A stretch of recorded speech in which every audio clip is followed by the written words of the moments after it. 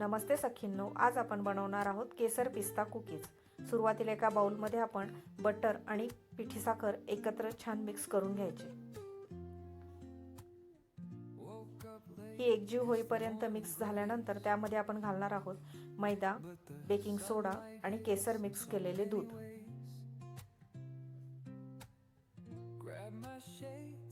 आता हे सर्व मिक्सचर पूर्ण त्याचा एक डो रेडी होईपर्यंत मिक्स करून घ्यायचे।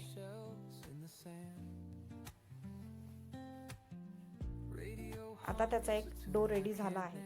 तो एक 10 ते 15 मिनिटांसाठी आपण फ्रीज मध्ये ठेवून द्यायचा। फ्रीज मधून काढल्यानंतर लगेचच त्याच्या कुकीज बनवून घ्यायच्या। आता त्यावरती आपण पिस्ते लावून घेणार आहोत।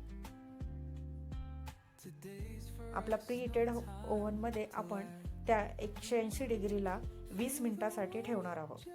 तर या कुकीज तुम्हाला कशा वाटल्या ते नक्की सांगा।